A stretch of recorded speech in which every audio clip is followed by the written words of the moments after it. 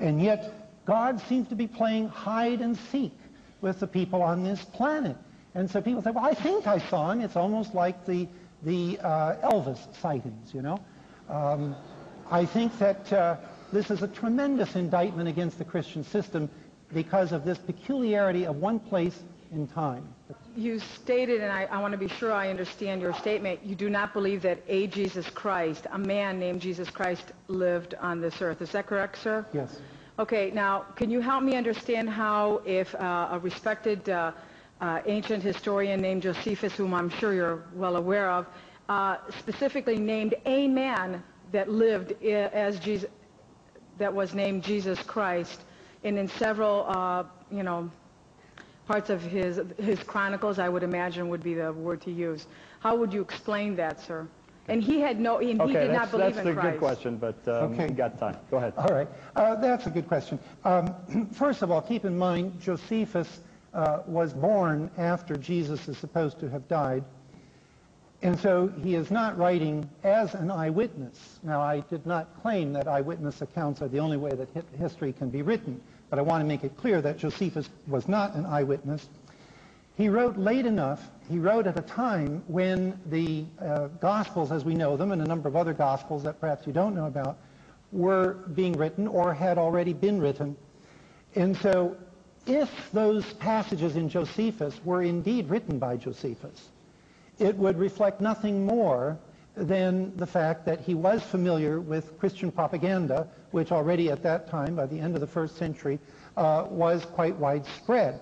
And so actually we would not be too surprised that, in fact, we would expect a lot more historians to mention something, at least just by report, from the evangelists that were sent out. As a matter of fact, however, you perhaps are aware that the passages in Josephus have been very strongly disputed as being Christian interpolations. The Christians were looking very hard to try to find other documentation, other proof. It was embarrassing that the only proof we had was in the Christian writings themselves. And so a very large number of ancient writers were altered. Their writings were altered. And a number of things were actually created, too, like the supposed correspondence between Seneca and Paul to give a Stoic philosopher's blessing upon St. Paul. It is quite clear to me that the famous Testimonium Flavianum that we all talk about is indeed a Christian interpolation. It intrudes in the text of Josephus, and the idea that there was actually something written by Josephus about it which was then made more Christian won't stand because the whole thing intrudes in the text.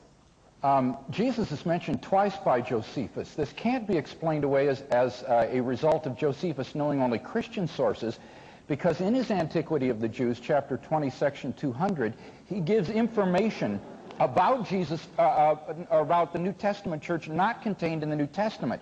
He tells about the martyrdom of Jesus' brother James. He couldn't have gotten this out of the New Testament because James is still alive in the book of Acts, and therefore he's obviously in contact with authentic historical information. It's not an interpolation either because it doesn't intrude. The other passage is connected with two incidences which are confirmed by Suetonius and Tacitus. Also, Josephus' stylistic traits are present in that passage. There was definitely, I think, a Jesus passage in Josephus, even if maybe it was subsequently dressed up a little bit by Christian copyists. R.T. France says it seems safe to assume Josephus spoke of Jesus' wisdom and teaching.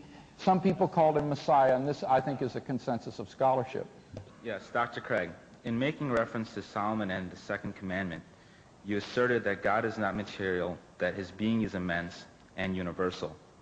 How then could such a being be embodied in the person of Jesus Christ? I think that the answer to the question is essentially the same way in which your immaterial self can be embodied in your physical body. I think of you as a combination of soul and body. I'm not a materialist and a determinist as Mr. Zindler is. I believe that human beings are units that have immaterial and physical portions. And in essence, what the Incarnation says is that the mind or the soul of Jesus of Nazareth was the second person of the Trinity. And therefore, I don't see any more difficulty in having an incarnation of a divine mind than I do in seeing an incarnation, in our own case, of a human finite mind. The degree of infinitude of the mind doesn't have anything to do with physical size, like trying to, get a huge physical being into a little shape, since precisely because God is immaterial, precisely because he's of the order of mind, he can be conjoined to a finite individual. So I don't see that as a difficulty, I guess. Well, of course, I would say two things, at least.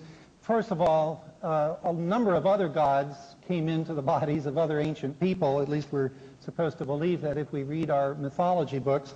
And so that was not really all that unusual in Jesus. But the other thing is this idea of a disembodied mind. Now, from what we understand of neurophysiology, the process of mind is exactly that. It is a process. It's not a thing. It is a dynamic relationship which arises as a result of the electrochemical changes within the brain. And as long as the brain is operating in a certain way, within certain limits, we have consciousness, we have mentation, we have sensation. If you change that slightly with LSD molecules or alcohol molecules or low blood sugar and whatnot, you lose the mind. To think that the mind can survive the wreck of the brain and become disembodied is like thinking that 70 miles an hour can survive the wreck of a car. Mr. Zindler, if reason and logic are convention or custom or arise by evolutionary chance out of the material universe, what is your reason for using reason for testing truth and reality? In other words, do you have a reason for your reason, or is it just your blind faith?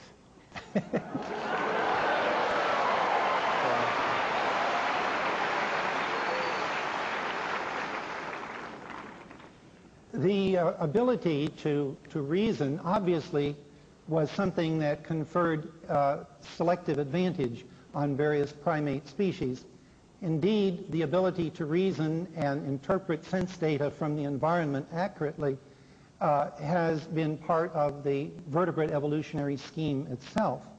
We find it perhaps most highly developed in the human species, but it certainly exists in our primate cousins as well. We use it because it works. We survive because this nervous system, which functions according to what we call conventionally now the rules of logic, because it works. It's a very pragmatic sort of thing.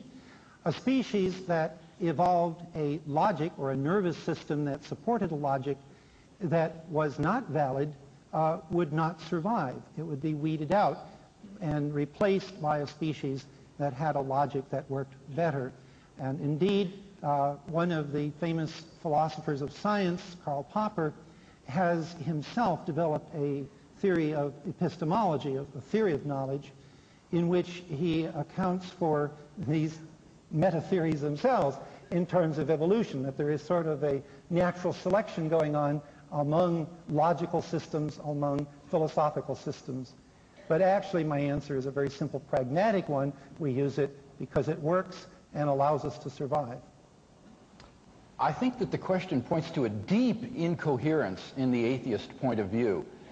Namely, if our beliefs are formed simply as a result of the selective advantage, that means that our belief-forming mechanisms don't aim at truth, they aim at survival.